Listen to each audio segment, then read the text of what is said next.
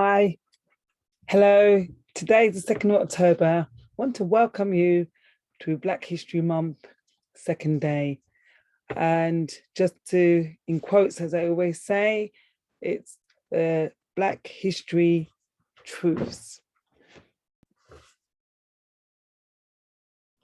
So what I want to tell you today is going to be talking about European whitewashing, especially Black pictures, not just of roles, but of Black important noble people as well. So I hope what I'm going to tell you today will be a great experience for you, and that during these 31 days of Black history, you will be, really, you'll have learnt so much, and will go and do your own research and really get in touch with your own history and be really overwhelmed and happy, in a happy way, because now, the derogatoriness of, we don't have nothing going for us and slavery is just our portion, and it's just not true. And we are noble, we have royalty in us, a kingdom of priesthood, not just going to the Bible, but actually the Holy Roman Empire was packed with Black people, priests, scribes, you name it, and it's just been basically overrun. Remember what I said to you, that whoever wins the war tells the story, and this is why you can't find a lot of things, because a lot of things have been destroyed, hidden. Menja was talking about yesterday, and I was thinking, looking over the video, when I was talking about when you go to the art museums and stuff like that, it's pictures that would be of great significance to us are hidden, are put away. Some don't want to destroy them and put them away, but at the end of the day, whether today and somebody sees this, I'm not too fussed, because at the end of the day, even if someone doesn't watch it on YouTube, somebody's telling that story somewhere, and it's just for our own people to believe the truth. This is the truth. We are coming from royal families, nobles, very famous people. And so we're to see that we're highly blessed. Yes, we're in a position at this moment in time, not all of us, but some, because we still have this thought process that, isn't nothing better for us. We've had better, we've gone through slavery, and we've come out the other side, and we have to continue being strong people like terracottas. We cannot be put down. It doesn't matter what goes on, we'll keep marching on. But as I said, this is not to say I'm not interested in racism in the way that I'm promoting us to have something against others. I don't agree with that. And I just want us to just be, it's about us now. It's about us knowing our own history. We've been told other people's history, and I just want to get it out there that we have our own history, and we're to embrace it. Okay? Right. So, yes. So Europeans whitewashed history after 1453. Now, there's a gentleman called Nathaniah. I'll get to it, but you'll see the video when I show it to you. Nathaniah, I think something like that, Israel, and he really captures what I want to say. But also, I've got a reading that I'd like to read, to put it out there to state how whitewashing came about as well. I just wanted to say also, I mentioned about iconography. So, and that is about the symbols and images and to do the pictures. And what I was using it for is that's what they were doing. They were whitewashing the everything to do with anything to do with Black. The Holy Roman Empire, all the information, all the stuff that was going on there. Then they got the priests, got rid of everybody, and took over certain family names. I'm going to go through that in one of the days down the line, and show you that there are lots of names out there. If you put them in Google, you may not find them there, but you just have to keep put it somewhere and you'll find who are these people. And what you'll find is they may show you white face pictures, but they're actually black people and they were very wealthy. France is the #1 place where a lot of them were. And a lot of royalties came from out of France. And also there were lots of black royal people in this country way before, others turned up and they were here. And I think people saying everybody comes from Africa. Yes, in that respect, although it wasn't known as Africa at the time. But what I'm saying is that we were scattered around the whole of the globe, yeah? And we were there before some of them got there. When they say Christopher Columbus got to America and he put his mark on it. No, there were black Africans coming from the Africa side of the continent, and they were here way before because they have evidence that they were there before Christopher Columbus. And obviously, as I said, whoever wins the war tells the story. So they're going to tell you their story, but that story wasn't true. Okay. So here we are. Europeans whitewashed history after 1453. That was what Nathaniel Israel was speaking about. But I want to read something for you just to show you how we really did get a lot of whitewashing going on. Right, hold on for a second, just come in. So yeah, I just found it now. So it says here, 10 examples of whitewashing you never thought about. And it's by Jeremy Helliger. And so it's as you can see, what happens when white supremacy, culture, and storytelling collide? The Big Bang erases the diversity from our history books, our entertainment, and our national narrative. See? So you can see white supremacy, not just that, but when whoever wins the war tells a story, okay? And they would basically erase the diversity from history books and entertainment and our national narrative. Here we go. So we write in history. This is what happens. Imagine a monochromatic world in which everyone is the same color, white. That is, in a sense, what pop culture, the history we are taught in school, and even religion often asks us to do. As applied to entertainment, whitewashing generally refers to the practice of casting white actors in non-white roles in order to appeal to the larger audiences at the expense of diverse representation. But he goes on to say, but whitewashing encompasses so much more than that. The term was once used primarily in reference to covering up scandalous behavior, of glossing over a reputation shrouded in controversy. It entered the popular vernacular during the 90s in commentary on racist casting. Now, we're not dealing with racism today, we're just showing you about whitewashing, but it had permeated our culture in myriad other ways to make an increasingly diverse world more white friendly. There are too many examples of it for one article to cover. Now we're dealing with whitewashing, okay? Just whitewashing to show that we as a people had a history, had lots of things going on, but it's all been covered over by saying it's the pictures were white pictures. And there's a lot of pictures out there that was not white, they were actually black, but they've covered them over. So let's go on.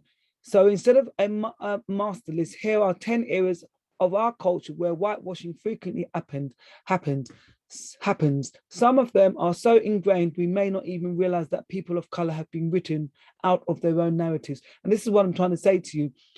When you're telling it to the European white-skinned people, they are white-skinned people, or the British, they say we're really we're begging to be heard or seen. No, I'm saying no in the sense that no, we're not trying to do that. We're trying to tell you that this is our history and you are saying it's your history. When you have your history, why don't you just tell your story from your history?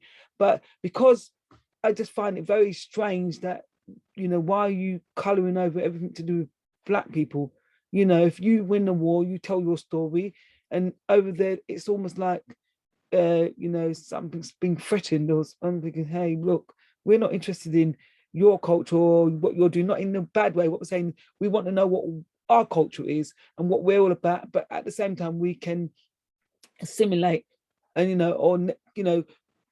meet together, cross over. We're not bothered about all these things. We just want to make sure that our history doesn't get blotted out. That's what I think I'm really trying to say.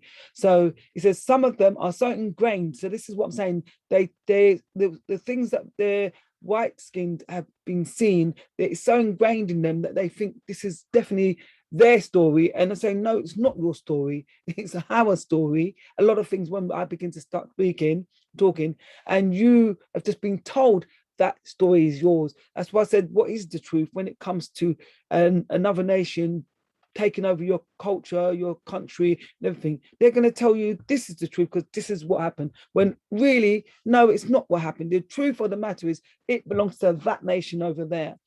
And I'm so glad, to be honest with you, when I see Egypt and the things on the wall, I'm so glad that because, hold on a second, just 2 seconds.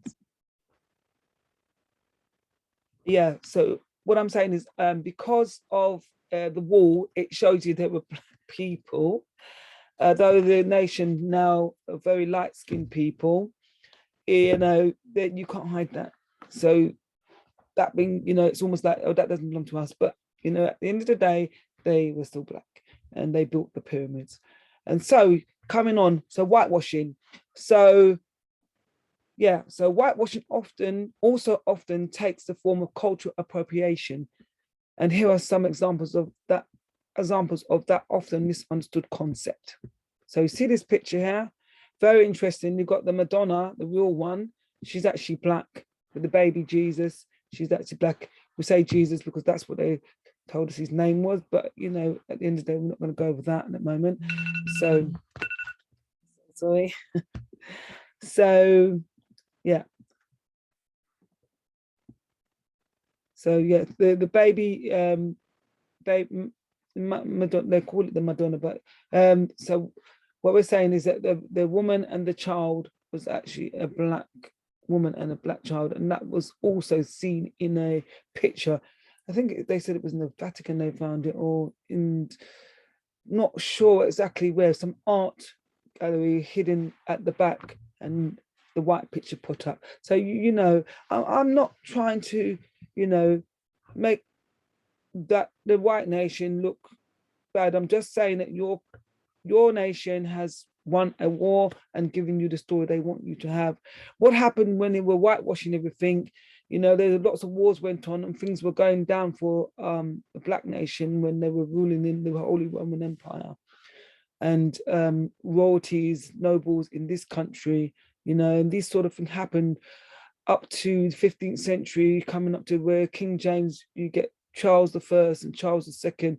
I think Charles I was actually executed, so I think how he was executed, you can't say to yourself, well, hello, why are you executing him? And as far as they're concerned, the things that were going on in Europe at the time, and Britain, I would say England, they called it then, it's all of the stuff that was going on. He probably said, well, you know what, I'm going to be beheaded. So he prepared himself for it.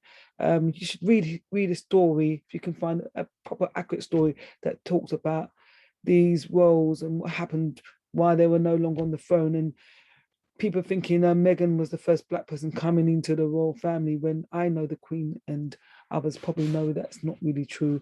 But obviously, and maybe she might not know it, but I think that being Queen of England and you're from royal family, and that Charles Alfred the Great was your part of your family coming down, you would know something. And you may not know that, she may not know, but I'm saying that I would find it very strange that you didn't know nothing about any blacks being in your family. And that's not to, to be, it's say in any way that is derogative or anything like that. It's just, they're intelligent people. Yeah, they're royal families, but they're intelligent people. So I wouldn't think that they wouldn't know nothing. And, but obviously you're in a country, you're ruling over it, and you have to go abide by what your government or your law, what the laws or whatever you put in place. And so let's leave that there. So it says whitewashing in Christianity. Religious arts and films have been whitewashing the Bible for centuries. I spoke about that yesterday. I saw it on the 1st of October. Although Jesus, Moses, and other biblical heroes all were born in the Middle East, they're usually depicted in paintings, movies, and other media as being white. often with blue eyes. One of the most iconic works of art is Michael Angelo. Angelo's David, and the white marble statue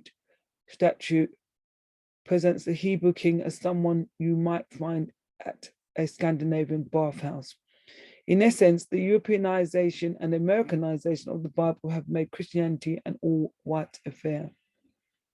This is not only historically inaccurate, it is psychologically toxic to non-whites. Jonathan Holmes wrote in 2017 in an article for Faithfully magazine, in a world where whiteness and Western culture are seen as normal and moral, the images of God's people in the Bible as white only reinforces feelings of inferiority. Well, I don't feel inferior. So, hey, I've got a master's, sorry, darling. So I don't feel inferior. I just think that it's all a load of nonsense.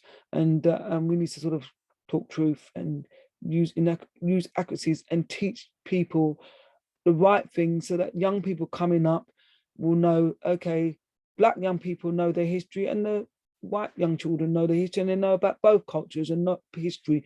And, we get on, not trying to separate and divide and conquer. Okay, so it says, so white only reinforces feelings of inferiority. In some people, I know that may happen among non-whites. This even results in some subconsciously believing that God is white. Are you shocked to find out Jesus probably wasn't white? And there you go. Please leave your comments. I'd like to know what you thought about this reading, and you know where to find it because the name, I've given the name. So yeah. So right, I'm going to show you a film. Yeah, I'm going to show you a film. So we're on the topic of whitewashing and European whitewashing, information on Blacks, paintings, our history of royalty in England, Europe. As I said to you yesterday, on the 1st of October, Europe doesn't really care. They're not bothered. You go around the whole of Europe, you will find information on Black nobles, Black royals. Yeah, like I said, Russia had royal families there. And Russians will tell you, may think we're talking a load of nonsense, but unfortunately for you, you're told something because our history is no longer there. They've wiped it out, but that's the truth. China, was it Japan? All over the globe we've been, and you need to look at sometimes some of these statues with the hair. Not all Black people have tight curly hair. We all have different different texture of hair. So not all of us have tight curly hair, but you will notice a lot of them when you see the statues. That's what it is. And some will say, well, that's a white person, they have curly hair like that. But come on now. The Europeans know this, and a lot of them don't hide it, and really, and they embrace it as well. And Germany was a top place to go to, and there were lots of Black royals in Germany, lots of Black royals in France, that ruled the country. And we're coming back up with that, but let's stick to whitewashing today. So here we are. I want you to watch this, and I hope you enjoy this. And his name is, I kept saying Nathaniah. His name is actually Hananiah Israel. Okay, I take my hat off to him because he's done really well. So it's a really lovely YouTube. So please watch this.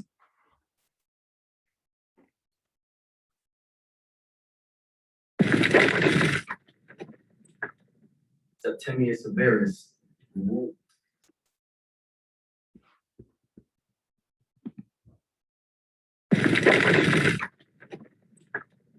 Septimius Severus, the Black people began to rule the Roman Empire. That's why from 193 AD is the time period.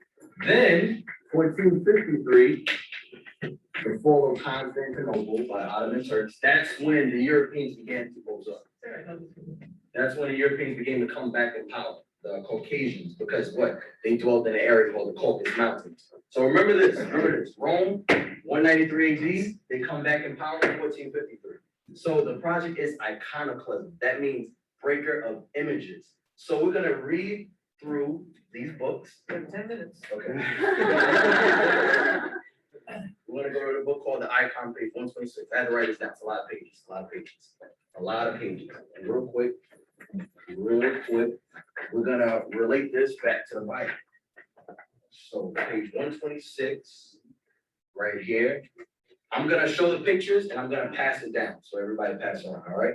Right here, you're gonna see dark images of Jesus Christ and his mother. The images of the prophets and the apostles, they were always painted dark-skinned people. It was the time of 1453 when they started to paint over them as Caucasian people. But they were always painted as dark people. And that's what I'm gonna show you in all these books. So a lot of these images were produced before the Renaissance. Now we're gonna go to page 155, page 155, I'm gonna show you. 155. Now, I want you to look at this. I'm gonna start from right here. Notice right here, you're gonna pass it around. Notice right here, you're gonna see a dark image. You're gonna see a dark image right here. You're gonna see he was painted dark, but notice around him, they painted in what? A lighter image. You see it? Yeah. It's dark right there, and around him, you're gonna see a light. So pass it on the class so you see it. Now, the next book, since we got short time, next book is gonna be Art Treasures of Russia. This book right here, you're gonna see more images of the prophets and all of them being painted as dark-skinned men. Because a lot of times in class in history, we always learn when we see people like Septimius Severus, Charlemagne, the Anglo-Saxons, we always see them as these were great famous Caucasian men, when these were really black men that ruled. Rome, the Byzantine Empire, was ruled by black men. So now go to page 37. Page 37. And this one,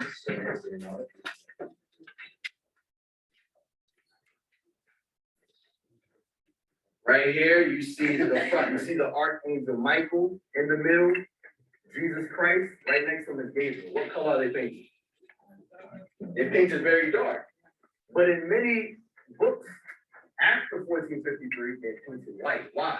You had famous iconoclasts, Leonardo da Vinci, Michelangelo, Raphael, Donatello, 3 Ninja Turtles. They were hired to paint over these images. When I went to Rome and the Vatican, and I saw the 16th chapel, he was hired to paint biblical characters, Caucasian men. Why? So that when a lot of people begin to read the history of the Israelites and Jews, they would think that they were Caucasian. That's why. That's history. Now, go to page 78. Page 78. Page 78. So pass it around. Oh, right there. This here is this is a scene from the Bible called the Transfiguration. And when you see the prophets, you're gonna see them as men of color. Notice here his garment is white, but the skin complexion on the prophets, they're all dark-skinned men. Because when you read the scriptures, you always read about the prophets. They always describe themselves as dark-skinned men. And our forefathers, black men, they painted them as that image of being men of color. But what happened? Remember this. 1453, the Renaissance. So now, we're gonna go to Spain, the history and art. We're gonna go to page 60. We're gonna go to page 60. I want you guys to look at this. Now, these women are what color? White.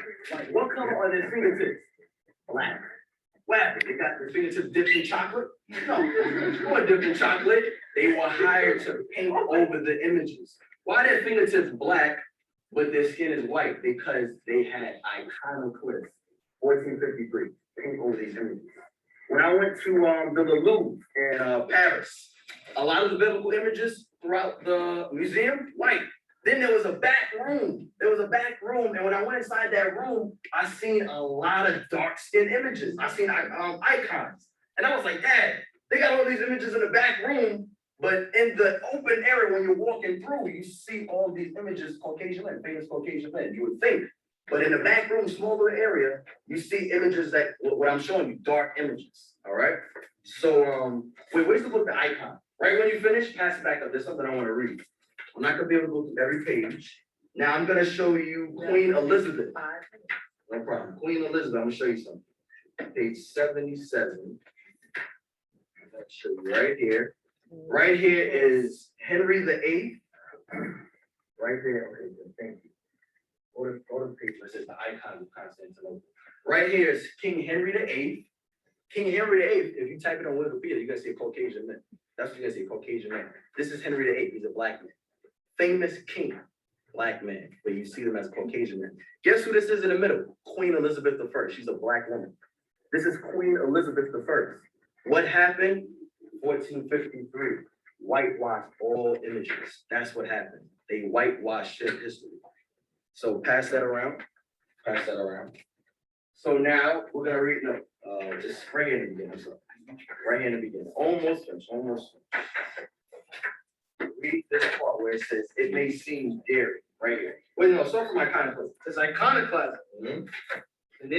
So it's Venetian looting in 1204. Right. And the sack by the Turks in 1453 Remember, I said the Ottoman Turks sacked the Byzantine Empire, 1453. That's what are you the said. main reasons why only very few icons have survived in Constantinople. Right.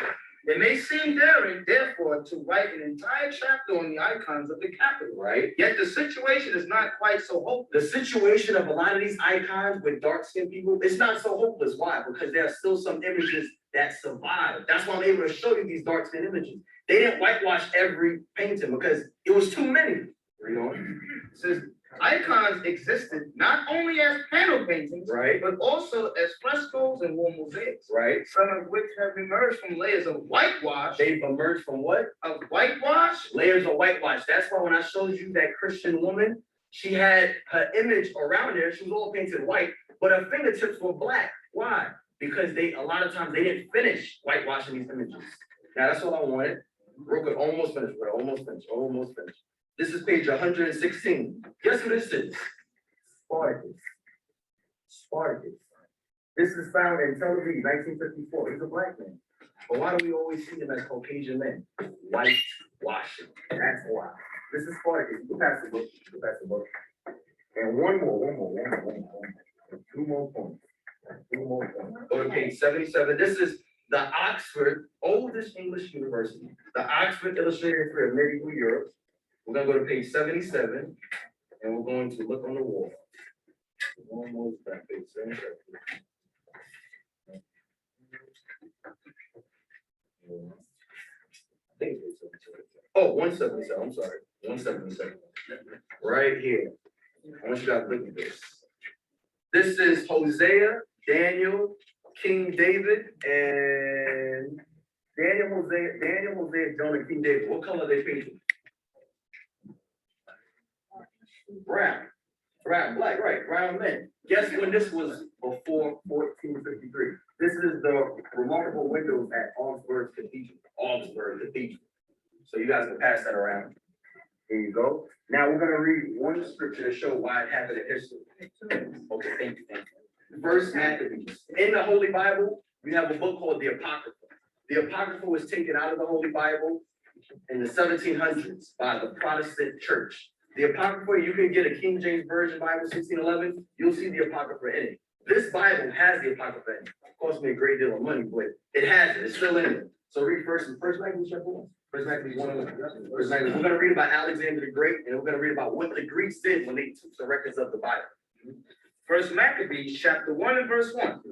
And it happened after that Alexander, son of Philip, the Macedonian, who came out of the land of Kittim, and smitten Darius, king of the Persians. Remember, Alexander's forefather was Philip of Macedon. Now jump to verse 9 about what happened. You're gonna see what happened when the Greeks. And after his death, they all put crowns upon themselves, so that they sons after them many years, and evils were multiplied in the earth. What did the Bible say? And evils were multiplied in the earth. Because what the Greeks were doing, it was all against the Holy Scriptures. So go to First Maccabees 3:48. We're gonna show you what the Greeks did. The Greeks took the records of the Israelites, and then there's something they did. Thank you. First Maccabees 3:48. Listen to what the Greeks did. Because iconoclasm, breaking images, that's nothing new. The Greeks took the records of the Israelites and they painted over them as white men. You're gonna see it right here. And laid open the book of the law, Book of the law of the Holy Bible. wherein the heathen is talking about the Greeks, because this is when Alexander, this time of Antiochus.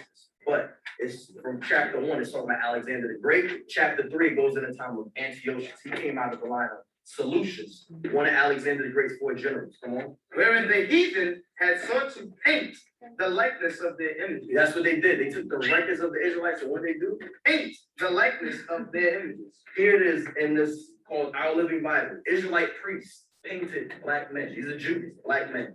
But what did the Greeks do? They painted over it. So I'm sorry, that was it. That was it. If you guys have any questions, please ask them now. All right.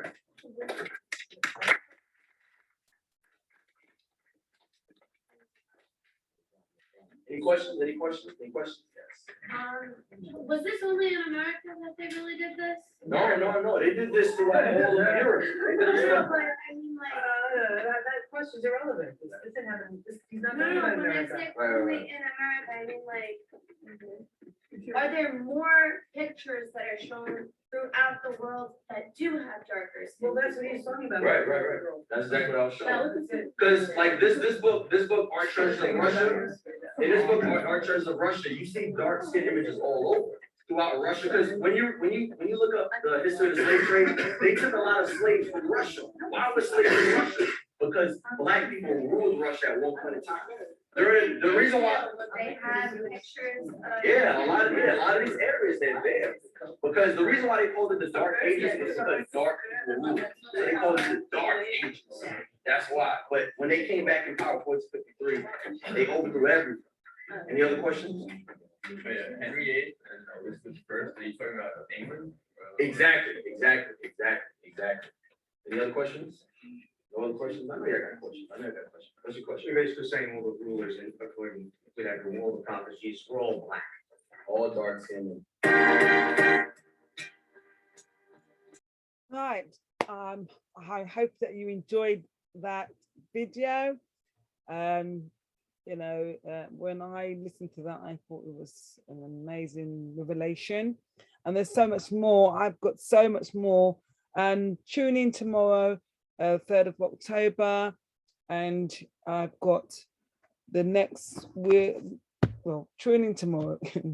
You'll see it on YouTube again. And I just want you to really take time to find out who you are, your history. There's a song that says, you come from royalty, and that is definitely true. We come from royalty. But yes, as I said, I hope you enjoy that. We've come to an end. And don't forget to click the like button or press the thumbs up. Press the thumbs up and subscribe and press the notification button. And I'll see you all tomorrow. Thank you. Take care.